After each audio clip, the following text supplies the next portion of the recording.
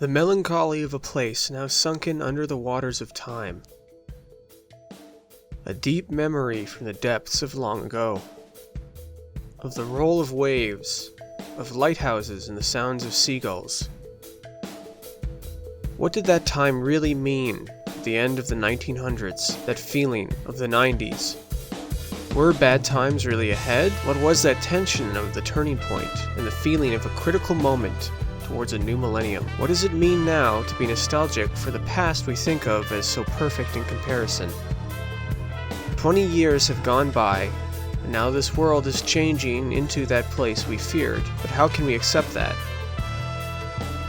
Many series from the 1960s were adapted into short, animated series in the early 90s. Many of them look visually stunning, but lack a deeper heart. Of the few that really have it, this is one such story. A story about a sunken world, about the conflict between accepting that world and fighting against it. A story of submarines, of the environment, and our relationship to it. One of my favorite OVAs and short SF mecha series.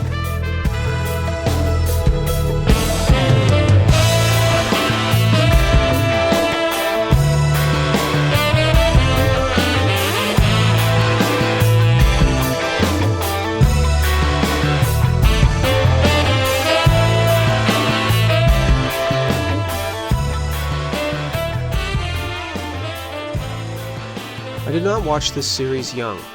I saw it years afterwards, sometime in high school, and yet it really struck me quite hard. After I enjoyed its submarine action scenes and jazz soundtrack, I was always coming back because I realized there was something clawing away at me about it. There is something intense and important here, but I cannot really explain that without first talking about just what Blue Submarine No. 6 is and how it does that. And I have to get this right out of the way here. Too many people focus on the inclusion of CGI. For me, it's weirdly annoying how many supposed anime reviewers mention basically the same damn points over and over, only to then not understand and then complain about the story. And really, perhaps it's because they saw 4 episodes and expected a TV series style of pacing and characterization, when Blue Sub is basically paced more like a movie, or perhaps it's because Blue Sub's original Japanese dialogue is pretty subtle and nuanced at times, and they've only seen the Toonami dub and then misinterpret it, or perhaps they simply have only watched Blue Sub a few times and not really paid attention. I can't say. But what I can say is, like what I said in the Otaku Prof video, YouTube's casual level of analysis was always going to be rough. But I guess that's why I'm here. So I'll cover what they mention in less time and more thoroughly before moving on. As I mentioned in the intro, there was no shortage of anime in the 90s that were using older series and then readapting them and essentially showing them off with the new abilities that the advanced cell animation techniques developed in the interim could do. Many of these made attempts simply to have visual spectacle. At the other end, some of my favorite and most influential original series from this time were in essence creative recombinations of concepts and ideas from earlier, while other phenomenal examples like Giant Robo would outright basically reincarnate what their stories were into something fantastic and new. The 80s post-Gundam mecha trends were beginning to burn out, and new creators were reaching back further in time, in many ways to the series that they grew up with in the 60s and 70s for inspiration. This is one of the most common cycles of culture that occurs, of a cyclical filtering of ideas. One such group would involve those from Studio Gainax. And this might indeed blow you away, but those from Studio Gainax are indeed not just isolated to its creator, Hideaki Anno. Gainax had a lot more people as parts of it, some of whom, like Shoji Murahama, likely after dealing with the financial difficulties of the previous submarine series I briefly mentioned, Nadia of Blue Water, would end up breaking away. Forming in 1992, just a year after Nadia, the animation studio, Gonzo. Well, this was the date it was formed.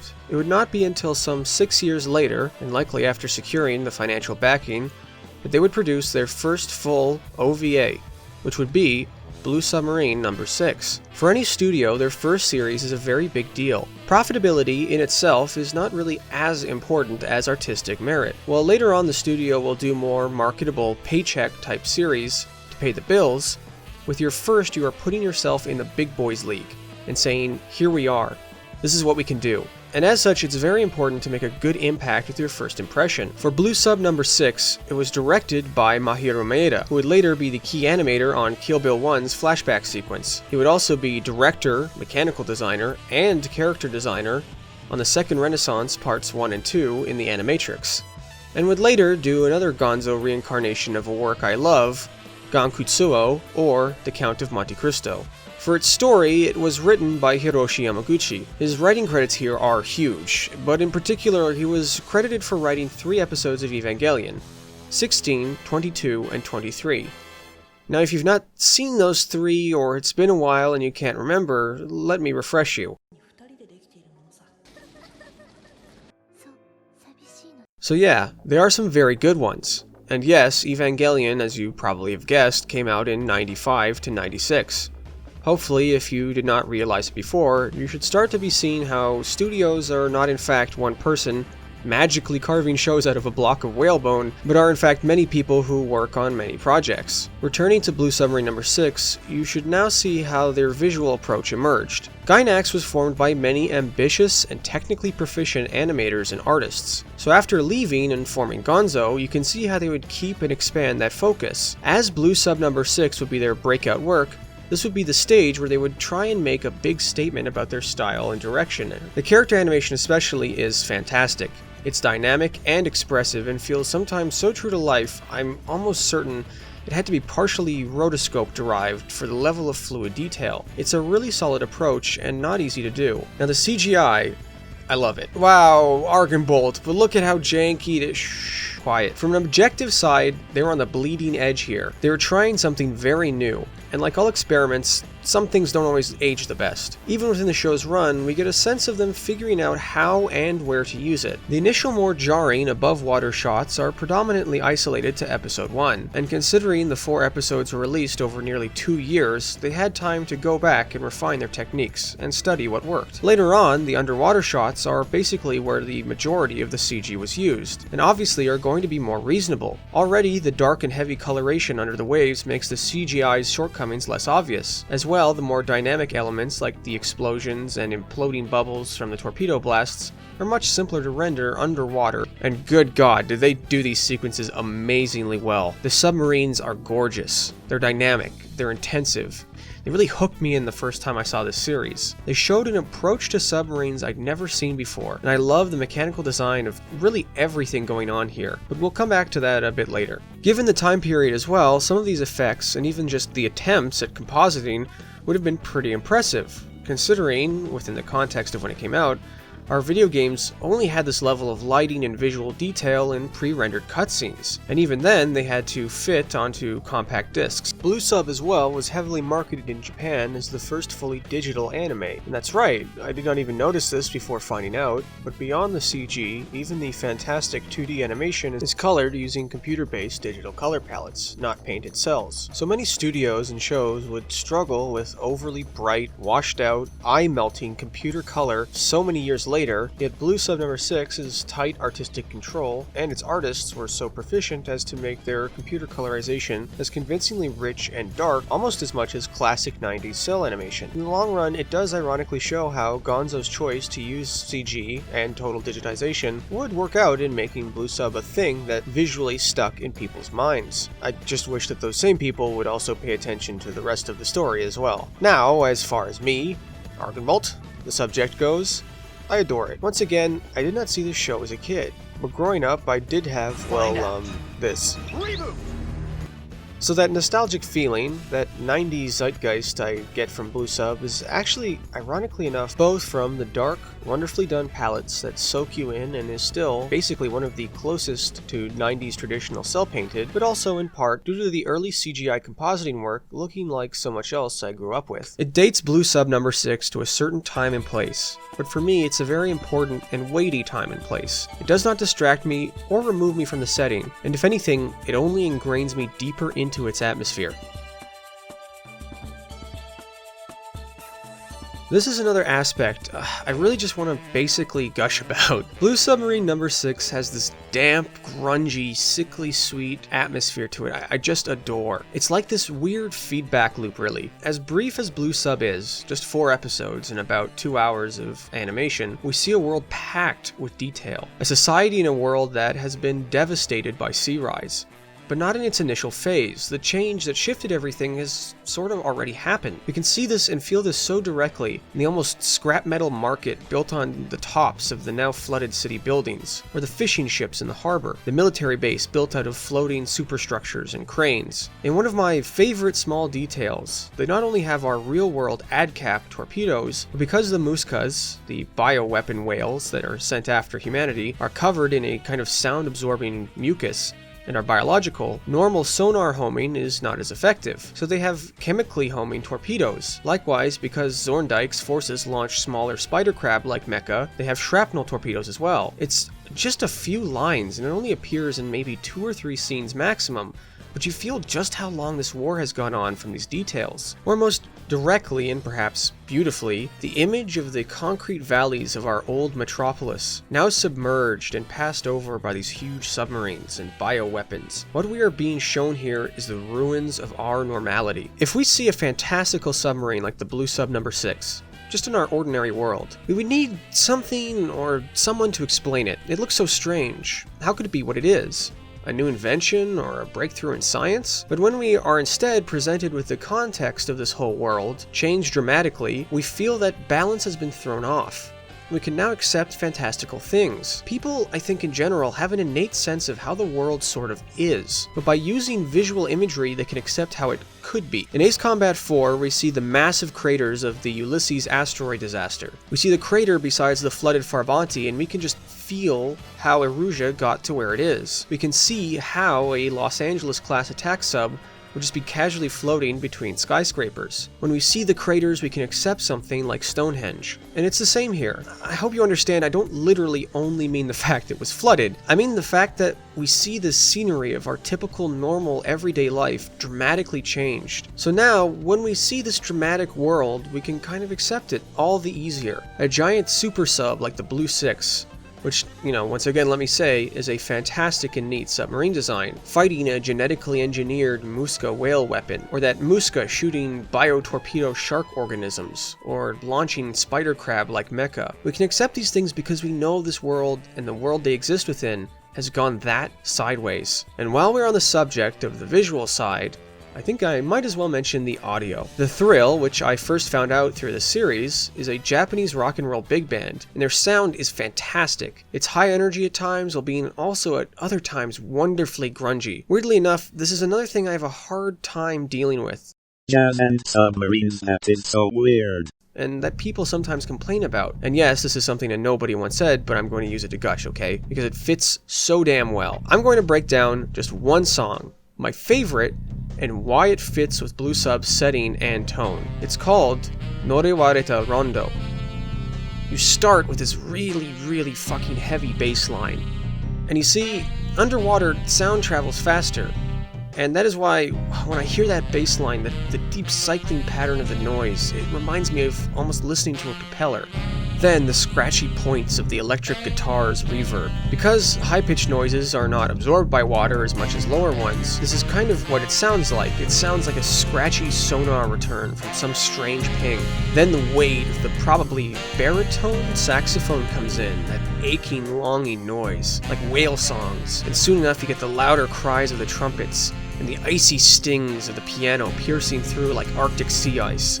The deep, watery resonance of the synths. Oh man. Just makes me want to yell, all ahead flank, down trim 30 degrees, make depth 160, tubes 1 to 3, 4 to 6, add cap, snapshot, fire.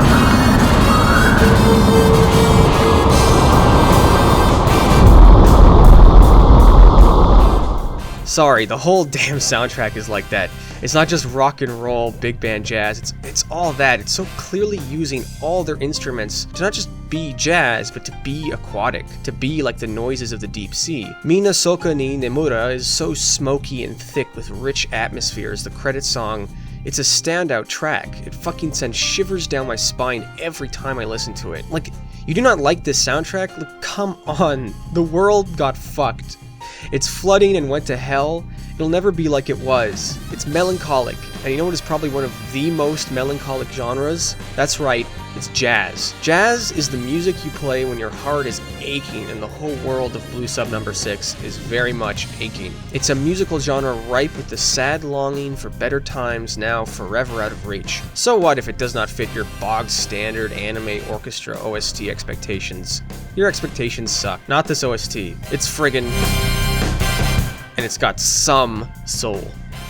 Like the animation, the choice to go with jazz, with big band jazz as well, both calls back to the original Blue Sub No. 6's manga's time period of the 60s with its funky jazz experiments like Herbie Hancock's, while also giving the entire OVA this distinct and intoxicating flavor I've never found anywhere else in anime or science fiction. This, for me, is the thing that arguably works both so interestingly backwards and forwards. Blue Sub No. 6 was made in the late 90s, but it's a story set in a climate-devastated future, in a real life we are moving ever closer to right now. But in wanting to be nostalgic for that period of time, where so much of my favorite media came from, and for the quality of its story, I look back and watch Blue Sub No. 6 itself, which is, from that time. And so it then makes me think of the future, and so around I go. It hooks me in like a whirlpool. Because it is true, that period after the fall of the Berlin Wall, after the end of the USSR, and the final end, really, of the lingering shadow of World War II, what was the next threat to be? What was the goal of our civilization without any antagonist? What was that next thing? There was this tension which media could exploit and release to tell stories.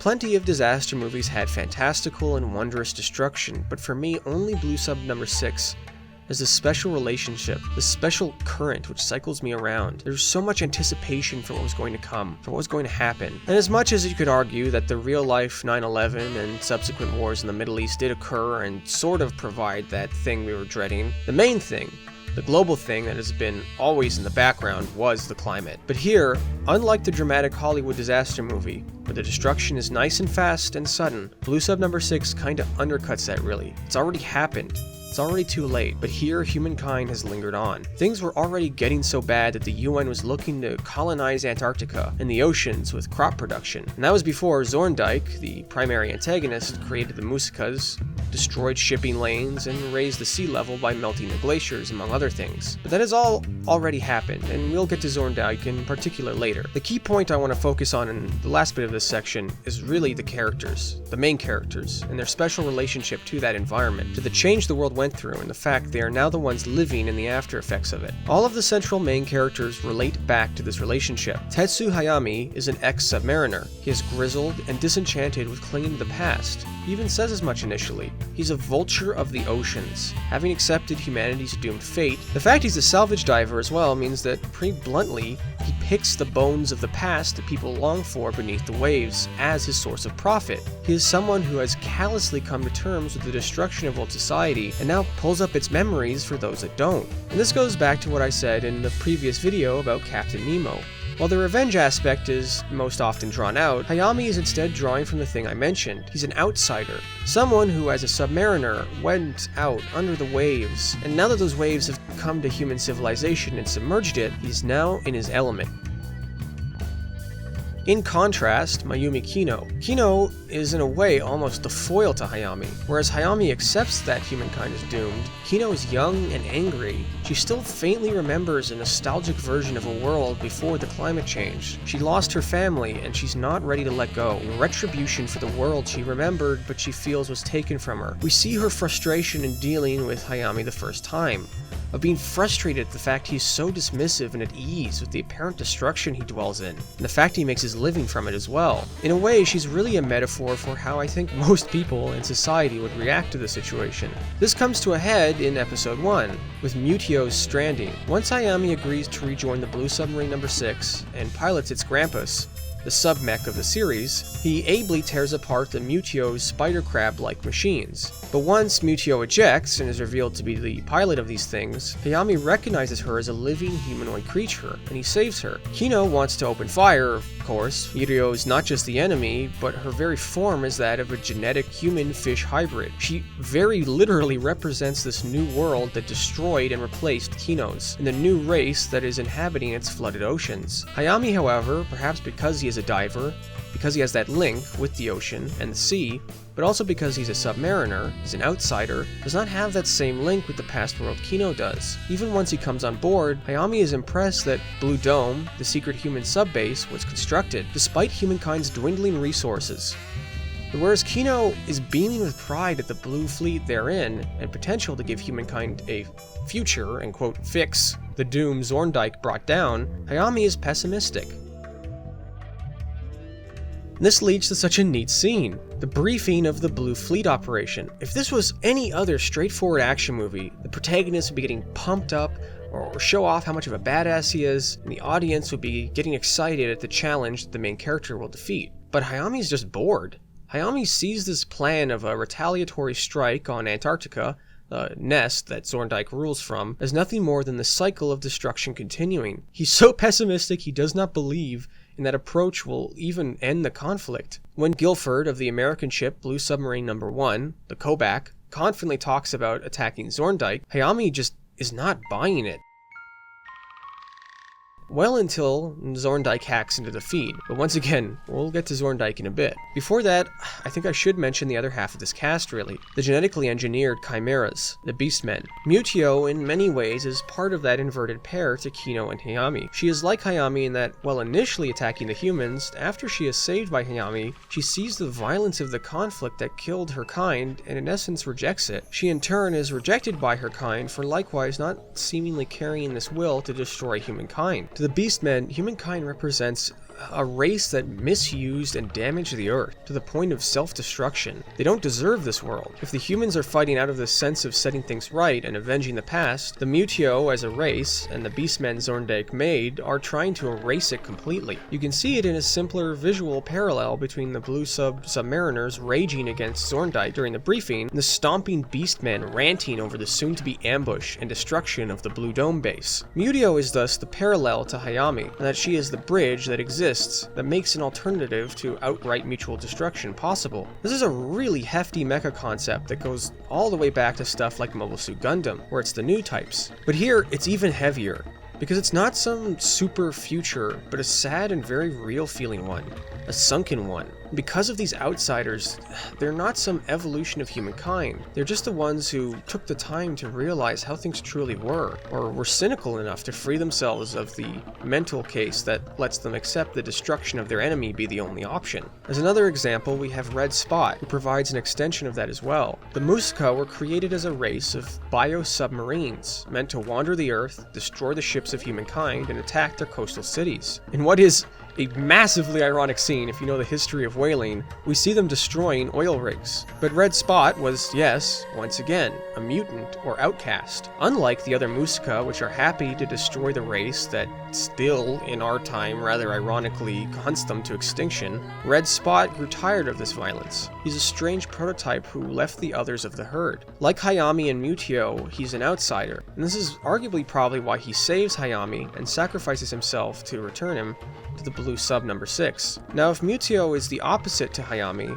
the opposite to Kino here is Verg. Verg is the Beastman, quote, son of Zorndyke. Just as Kino holds that Zorndyke should be destroyed and that humankind's future should be restored, Verg is the absolute, but from the beast race side instead. They want to wipe away humankind. Verg initially seems intimidating, but Verg is in truth essentially an almost angsty teenager, as is more or less revealed. He has tantrums, and much like Kino, who is young and idealistic initially, Verg's pursuit of attacks on the devastated humankind is also born of this simplistic mindset of destruction and trying to earn his father's approval. This is carried as well into his vehicle.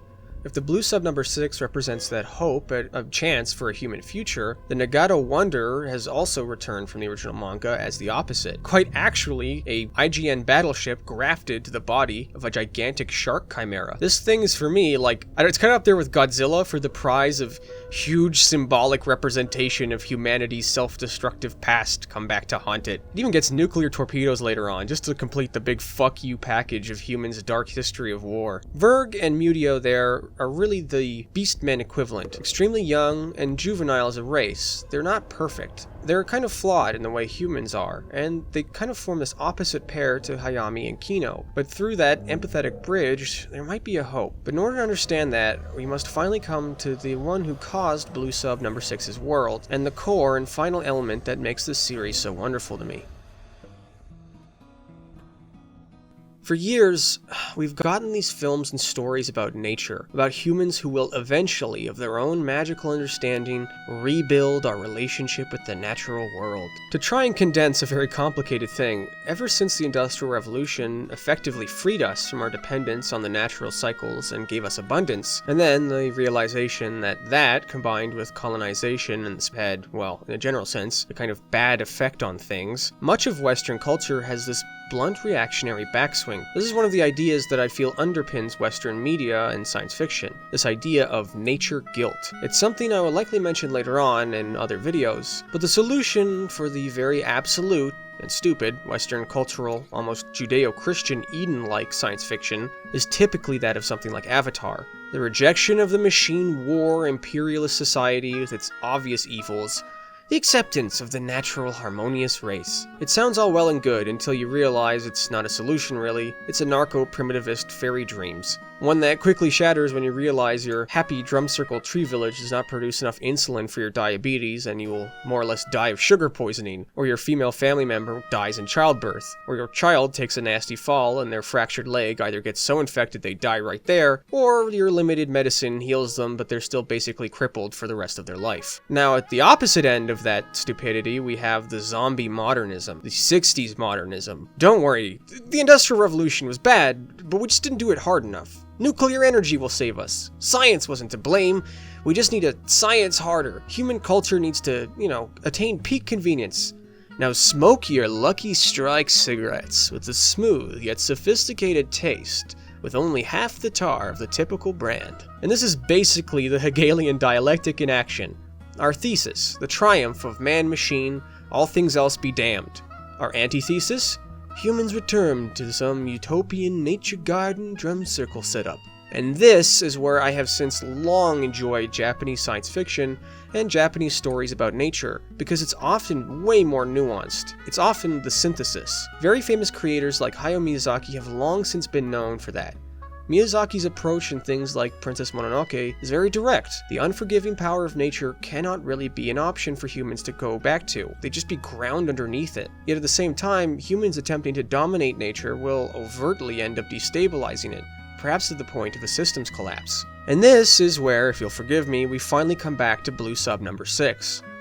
Blue Sub No. 6 is an unforgiving and brutal take. Even beyond Miyazaki's harshest approach, it's pointed and cuts right to the core. Because Blue Sub No. 6 is not about humankind triumphing over nature with the endless atomic energy or new invention. It's atomic energy that, in essence, nearly destroys them. It's not about a humankind where we atone for our nature guilt by casting off evil technology for some primitivist drivel. It's a story about humans, in essence, being forced to confront that guilt, confront that destructive drive, not just move past it, but as well be forced to come to terms with it in the fact that they are no longer alone.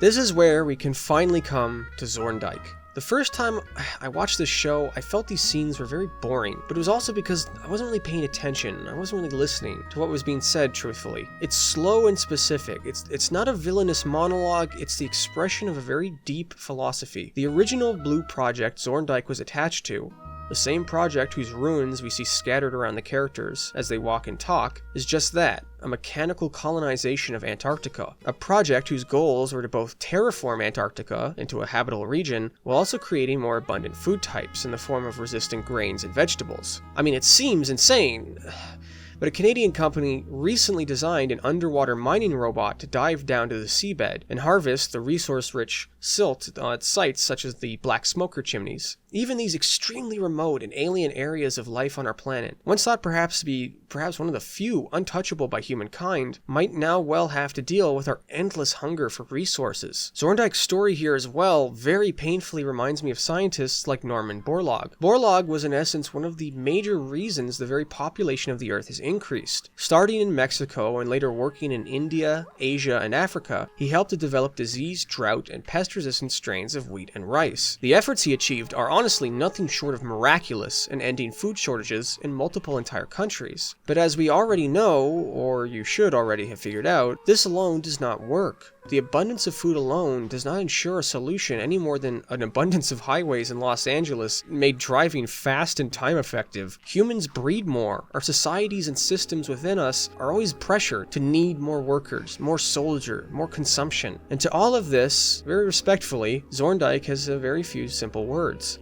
He was once such a scientist, scrambling to try and fix this issue, trying to feed this unquenchable thirst.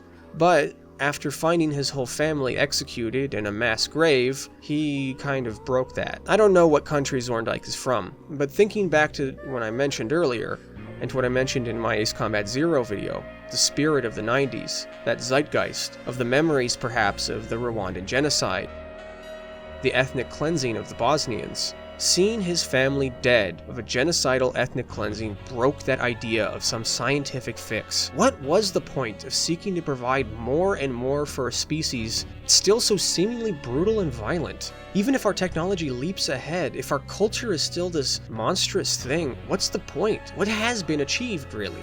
But as he said, he's not even just doing this out of a sense of revenge either. Zorndyke rejected the singular drive and motivation of that and stepped back. He saw that things were going to need to change. Humankind was not going to change on its own unless someone forced it to. So long as science tried merely to adjust or solve these symptoms, while the maddened, violent heart of humankind remained, that hunger would not subside. It would only be prolonged. And this is when he began all of his work. The pole shifts, the melting of the glaciers, the creation of the Muskas, and maybe most importantly, the new Beastmen race. This is partly why I love Blue Sub No. 6 so much, and why I love Zorndyke.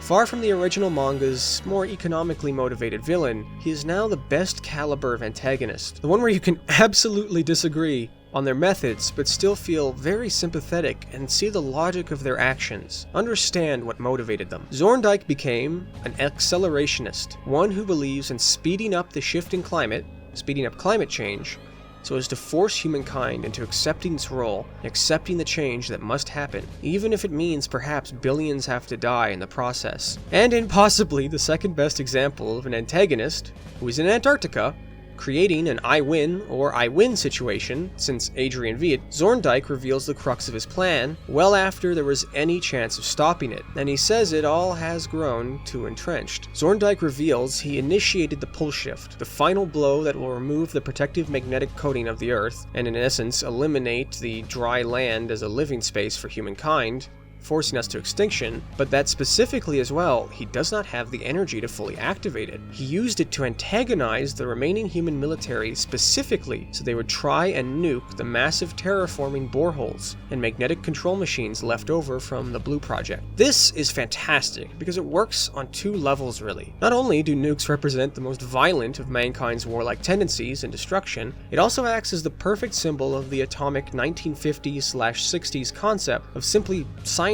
harder to try and solve our problems. The same radiation which was once used to try and evolve our crops by brute force, to use nuclear energy to chase that almost utopian idea of abundance and an end to conflict, here, if used, would act as a nuclear bomb-pumped catalyst on the magnetic field machines, initiating the pole shift and dooming humankind. Zorndyke here has become this superb ironic inversion of the almost prophet-like 60s super scientist. He has in a way decided to use science to ironically save humankind by brutally condemning it and forcing it out of its imbalanced positive feedback loops. His role has not changed per se, but his solution is monstrously severe and direct. But Zorndyke has also created in the end, 2 options. And Hayami here understands the second. And of course, it had to be Hayami. It had to be someone who, like Zorndyke, rejected and did not believe in the old system, who likewise knew there was no going back, no nostalgic return to what the old world was and what its flaws were. Hayami here understands, arguably perhaps, the option Zorndyke hoped for, but did not trust. It was that option of humankind actually learning and coming to terms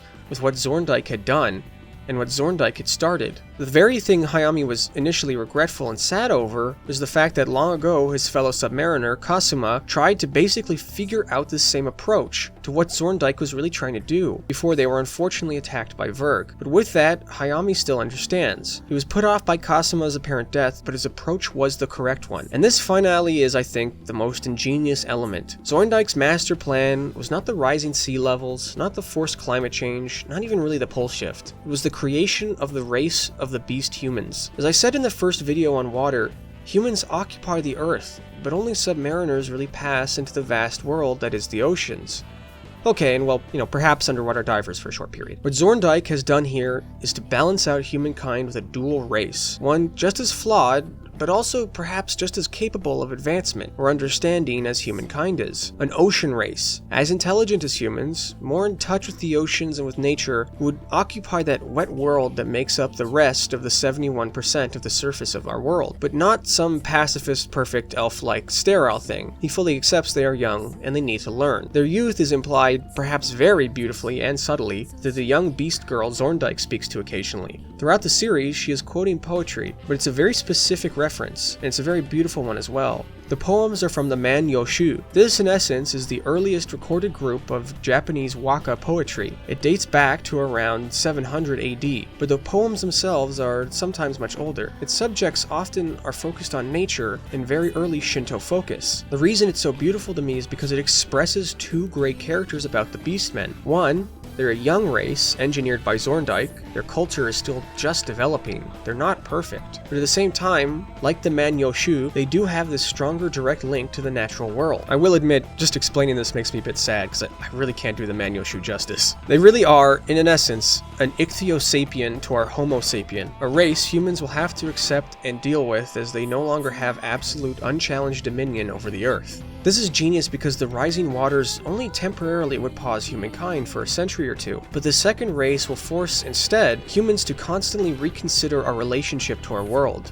After conveying this message, he also accepts his fate. He knows likely what he did and set in motion was inhuman, and admits that since his family was wiped out, he has in essence been dead. Now that is his second option, the path of potential future understanding has been chosen, he's ready to die. And that's the point of the final scene really. If you ever wondered why it ends on a naked shark ape punching the shit out of Hayami, and why Hayami is so gloomy, it's because he killed him. Zorndyke's spiritual son Verg, devastated by the fact his father is dead and killed by a human no less, fights Hayami.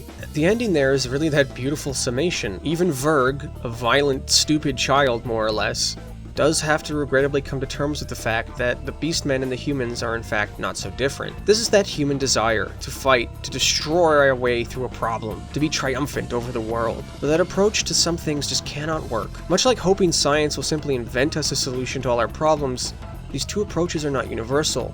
Zorndyke elegantly puts it, to question why to things whose true forms are invisible, to be angry at these elements and these forces which are just simply beyond us as organisms. And so this is how it ends. Verg and Mutio leave to live in the oceans, and Hayami and Kino are on the land. Each pair have ones who acted as a parallel, as ones who wanted to violently destroy the other kind's future. But they are balanced out, and hopefully their races will balance each other out, by those who do understand, who are cynical or maybe just empathetic enough to try and understand the opposite, to hopefully coexist. The fact so many people like to focus on the animation, to focus on these little details without ever getting to this point, does kind of make me sad. But this is also why Blue Sub No. 6 has remained one of my favorite OVAs. Because it's not just some visual effects ride. In addition to the great atmosphere, to the presentation and soundtrack, there's a really punchy story here. About submarines, absolutely, but also about human relationship to the oceans. About the characters of those who are outside normality, and diving below the waters, but in being able to then see the better options that normality does not accept. And perhaps, It's also a story about how we should not ideally need a Zorndyke forcing us to understand the beauty of the seas, and how we should both accept the responsibility for our actions affecting them, and respect them for what they give us, and for the balance they deserve. It's a beautiful series because every time I nostalgically look back to it, to savor its world, and its jazz, its damp grunge, and the time it was made in and represents, it helps remind me to look forward and accept the changes that need to come.